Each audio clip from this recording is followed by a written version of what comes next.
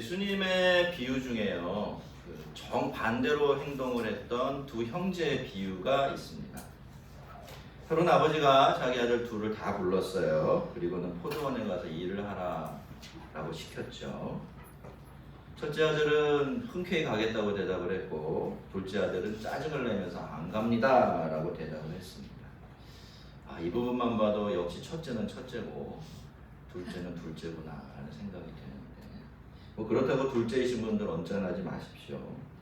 아직 둘째가 다 그렇다는 얘기는 아니고, 또 아직 이야기가 끝이 나질 않았습니다. 근데 결과적으로는 어떻게 되었죠? 첫째 아들은 포도원에 나가질 않았고, 둘째는 나중에 뉘우치고 포도원으로 갔습니다. 이 이야기를 들려주시면서 예수님께서는 둘 중에 누가 하나님의 뜻대로 하였느냐라고 물으셨어요.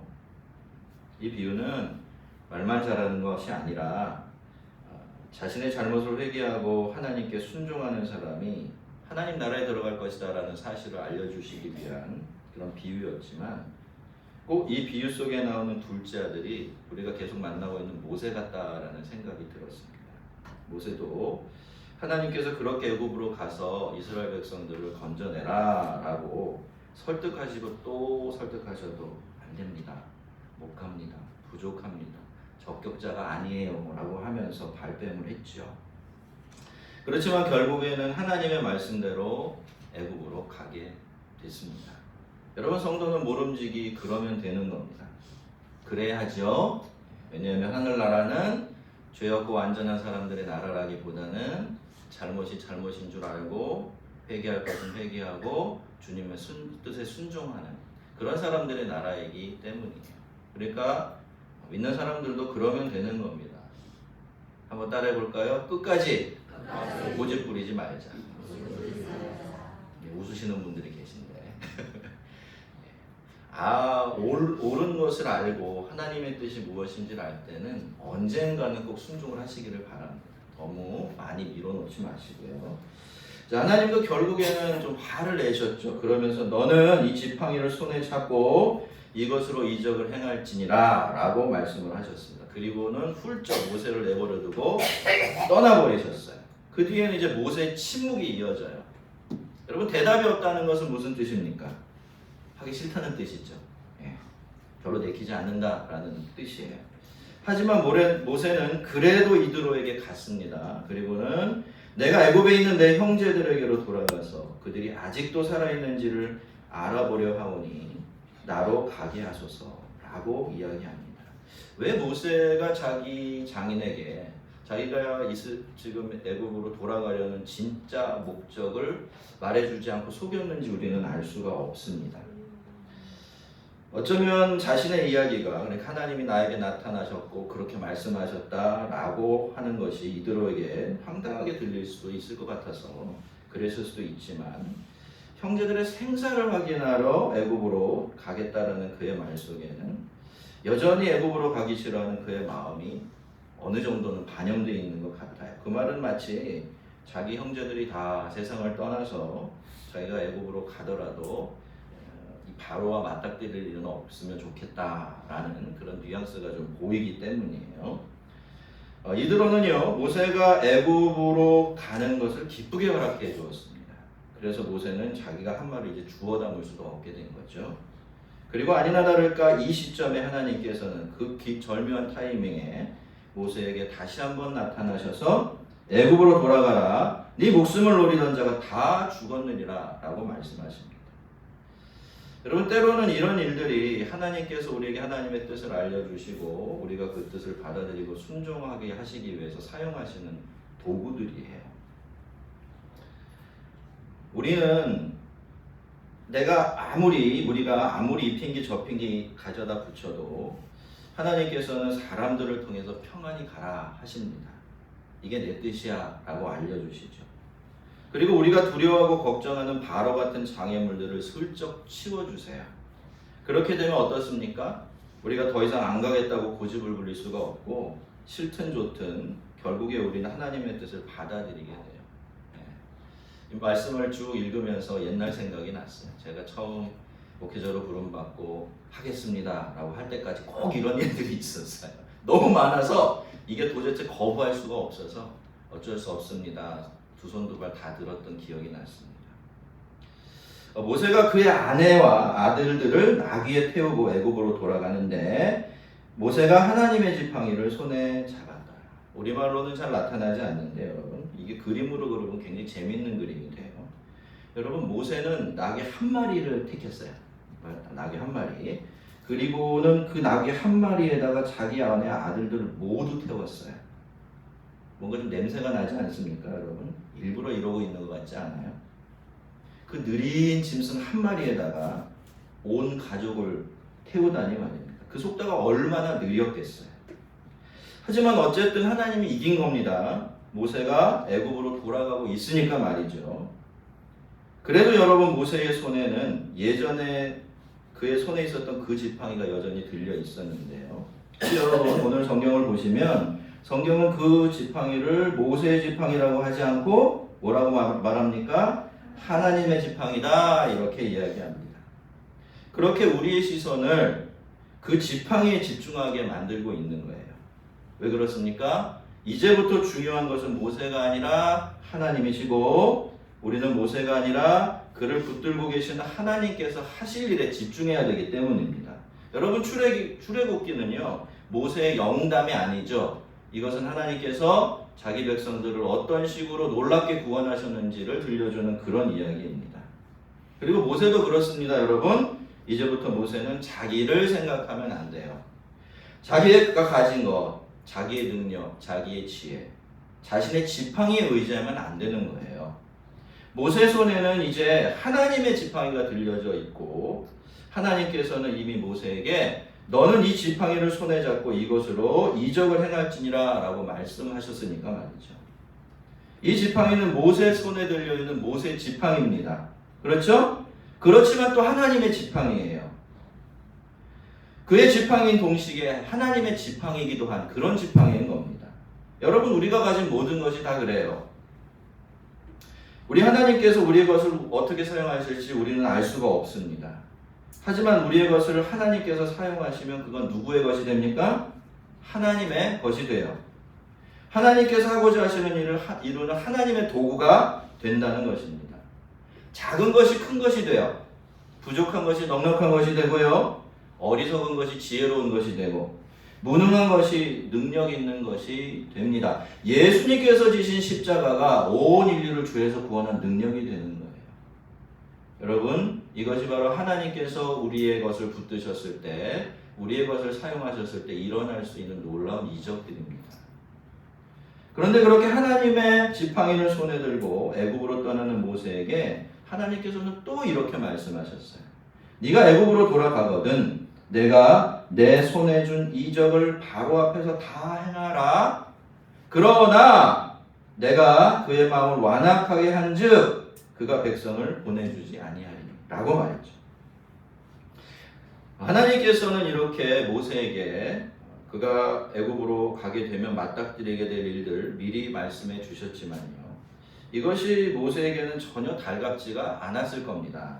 이제 겨우 좀 마음 잡고 가기 싫은 발걸음 옮기면서 애굽으로 가고 있는데 하나님께서 나타나셔서는 뭐라고 말합니까? 너 가면 많이 힘들 거야. 쉽지 않을 거야. 라고 하시는 것이기 때문이죠. 하지만 여러분 하나님은 이런 의도로 이 말씀 주신 게 아니죠. 우리 이 말씀을 좀 자세하게 들여다볼 필요가 있어요. 먼저 하나님께서는 내가 그의 마음을 완악하게 한즉 그렇기 때문에 백성을 보내주지 않을 것이다 라고 말씀을 하셨어요. 그리고 22절에 가서는 바로가 그렇게 하게 되면 너는 바로에게 찾아가서 여호와의 말씀에 이스라엘은 내 아들 내 장자라 내가 내게 이르기를 내 아들을 보내주어 나를 섬기게 하라 하여도 내가 보내주기를 거절하니 내가 내 아들 내 장자를 죽이리라 라고 말하라고 하신 거예요. 여러분 우리는 바로를 무서워하죠. 모세는 바로가 어떻게 반응할까 굉장히 예민합니다. 하지만 바로의 마음을 그렇게 강팍하게 만들고 완악해지도록 내버려 두신 분이 누굽니까? 하나님이세요. 바로가 워낙에 못되게 보니까 하나님께서는 그러면 네가 어디까지 갈 수 있는지 한번 보자 라고 내버려 두신 것이고요. 하나님께서는 결국 바로가 저지른 악한 일들을 근거로 해서 바로와 애굽을 벌 주심으로써 바로가 아니라 하나님이 이 세상을 다스리고 계심을 보여주시는 동시에 그 일을 하나님께서 당신의 백성들을 얼마나 귀하고 중하게 여기시는지를 보여주실 증거로 사용하겠다라고 말씀하고 계시는 것입니다. 여러분, 우리가 하나님의 일을 하려고 할 때나 하나님께서 우리를 구원하실 때도요, 똑같습니다. 그 모든 일들이요, 진공 상태에서 아무런 장애물이나 혹은 어떤 사람들의 방해받음도 없이 그렇게 이루어지는 것들이 아니에요. 결국에는 하나님의 뜻대로 되고 결국에는 하나님의 영광이 나타나게 되어 있습니다. 믿습니까? 그렇지만 여러분, 거기까지 가려면요, 애굽도 거쳐야 하고요, 바로도 반드시 만나야만 합니다. 하지만 그럼에도 불구하고 모든 것이 하나님의 손에 있습니다. 그래서 결국에는 하나님의 뜻이 이루어지게 되고 하나님이 이기게 되어졌다는 사실만큼은 전혀 변하지 않습니다. 여러분, 우리는 하나님께서 세상을 다스리고 계신다는 것, 또 우리가 그런 대단한 분의 아들이고 장자라는 것, 그 사실은 절대로 변하지 않는다는 사실을 늘 기억해야 합니다. 우리 앞에 방해자들이 끼어들고 장애물들이 나타나는 것은요, 하나님께서 우리에게 하나님이 어떤 하나님이신 줄을 보여주기 위한 것이에요. 우리가 하나님을 믿고 하나님과 그런 일들을 맞닥뜨려 나갈 때 하나님을 아버지로 믿는 우리의 신앙은 어떤 이론이 아니라 우리의 현실이 되기 시작하는 것입니다. 여러분, 고난과 역경, 어려움과 힘든 일들이 왜 있나요? 왜 하나님께서는 우리를 그렇게 사랑하신다고 말하면서도 때로는 그런 것들을 우리 앞에 놓아두시나요? 하나님이 심술꾸러기십니까? 거짓말하시는 분이십니까? 그게 아니죠. 그런 것이 없으면요, 우리가 하나님과 함께 하나님이 어떤 분이신지를 정말로 확인할 길이 없어요. 그냥 매일 평탄하고 매일 잘되고 아무 일 없고 이런데 우리가 하나님을 경험할 기회가 있겠습니까? 참 저도 이런 말 하는 게 참 힘듭니다. 왜냐하면 그런 고난과 고통을 당하는 것, 어려움을 당하는 것이 얼마나 버거운 일인지 알고 있기 때문이에요. 그럼에도 불구하고 하나님 앞에서 제가 여러분에게 말씀드릴 수밖에 없는 것은 우리는 그것들을 통해서 하나님을 경험하고 하나님이 정말로 우리를 어떻게 귀하게 여기시는지를 체험할 수 있다라는 것입니다. 그리고요, 여러분, 그런 일이 아주 드문 일은 아니었지만 지금까지 보면 이번에도 이 지점에서 갑자기 뜬금없어 보이는 이야기 하나가 불쑥 끼어들어 와요. 아마 여러분들 중에서도 이 부분을 읽다가 왜 이야기가 여기에 있지? 이건 또 무슨 이야기이지? 라고 하셨던, 질문을 가지셨던 분들이 계실 텐데요. 어느 날인지는 우리가 알 수 없지만요, 애굽으로 가던 모세가 그날을 장막에서 쉬고 있을 때 갑자기 하나님께서 모세를 찾아오셨고요, 그를 죽이려고 하셨습니다. 그야말로 마른 하늘의 날벼락인 거죠. 하나님께서 다른 사람도 아니고요, 이제 하나님의 명을 받아서 애굽으로 돌아가고 있는 모세를 그것도 아무런 이유를 알려주지 않고 죽이려고 하신 것이기 때문이죠. 그런데 여러분, 더 희한하고 의아한 것이 하나 있어요. 그게 뭡니까? 이 위기가 해결된 방식이었어요. 그때 모세의 아내가 시보라가 아직은 할례를 받지 않은 자기 아들의 코피를 베어서 그 피를 모세 발에 가져다 이렇게 댑니다. 그러면서 뭐라고 얘기해요? 당신은 참으로 피난편입니다 라고 뜻을 알 수 없는 이야기를 했는데, 그와 동시에 어떤 일이 일어납니까? 하나님께서 모세를 그냥 놔주셨어요. 살려주신 것입니다. 읽어보면 내용은 대충 알 수 있죠. 근데 이게 풀립니까? 수수께끼 같은 이 사건이. 근데 여러분, 하나님은 참 은혜로우시죠. 이 세상의 모든 이야기들 속에는요, 그 이야기와 그 이야기의 안팎에 그 이야기를 풀어낼 수 있는 열쇠들이 있어요. 하나님은 하나님의 말씀을 기록하실 때도 그렇게 기록을 해놓으신 거예요. 다행스럽게도 이 이야기를 잘 살펴보면, 또 앞뒤를 맞춰보면, 이게 이런 이야기였겠구나 라는 하나님의 그 메시지를 우리가 발견해낼 수가 있습니다. 우선 이 이야기는요, 앞에 나온 이야기하고 장자, 그러니까 아들이라는 말을 함께 공유하고 있는 이야기예요. 그리고 이 이야기는 무엇보다도 뭐에 대한 이야기입니까? 할례에 대한 이야기입니다. 이 두 가지 단서를 하나로 합쳐보면 이 말씀의 메시지를 좀 찾아낼 수가 있어요. 먼저 하나님께서 모세를 죽이려고 하셨던 것은 모세가 자기 아들에게 할례를 주지 않았기 때문입니다. 맞죠? 시보라가 자기 아들의 포피를 베어서 그 피를 모세 발에 묻혔을 때 하나님께서 모세를 다시 살려주신 것을 보면 그것을 알 수가 있죠. 그래서 여러분, 남자는 여자를 잘 만나야 합니다. 아내를 잘 만나면 이렇게 죽을 목숨도 건질 수가 있어요. 그러고 보면 모세는 참 여복이 많은 사람이에요. 어머니, 누나, 바로의 딸, 그리고 지금 자기 아내까지. 그는 지금까지 몇 번이나 여인들 때문에 죽을 목숨 건졌는지 모릅니다. 여러분, 누구도 독불장군입니다. 그렇죠? 홀로 세상에 태어나고 홀로 살아남고 혼자서 잘 사는 그런 사람은 없습니다. 여러분 곁에 사람이 있음에 늘 감사하시기를 바랍니다. 그들이 하나님께서 우리를 살리고 또 살아가게 하시려고 우리에게 붙여주신 천사들이에요. 믿습니까?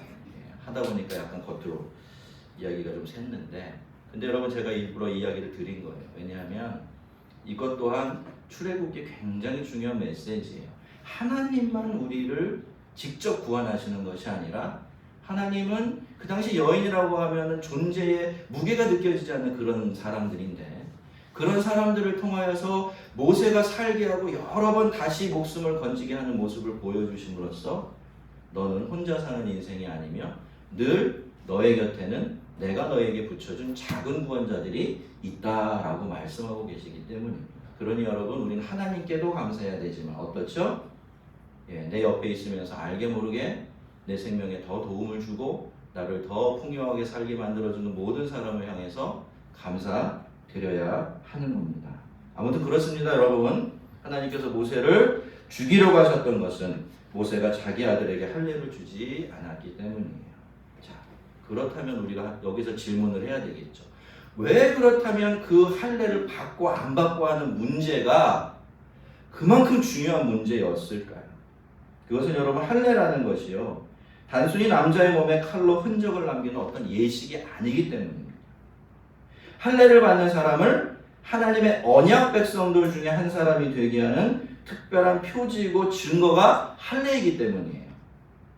그러니 여러분, 그 사람이 아무리 아브라함의 자손이고 유대인이라고 하더라도 할례를 받지 않으면 그 사람은 하나님의 언약 백성입니까? 아닙니까? 구약시대 얘기하는 거예요. 지금은 할례를 받지 않습니다만. 그리고 22절로 돌아가 보면요, 하나님께서는 이스라엘은 내 아들, 내 장자라 라고 분명하게 말씀하고 계시는데요. 여러분, 그래서 할례를 받지 않았다라는 것은 그가 또 그 민족이 하나님의 아들도 아니고 장자도 아니라는 뜻이 되는 거죠. 그래서 여러분, 할례를 받지 않으면 구약시대에는 아들과 장자들에게만 허락되는 언약적인 복과 은혜로부터 제외될 수밖에 없는 그런 상태가 될 수밖에 없었던 것입니다. 그래서 하나님은 자기 아들에게 할례를 주지 않은 모세를 죽이는 척 하심으로써, 원래 원문에는 죽이는 척 하는 걸로 되어 있어요.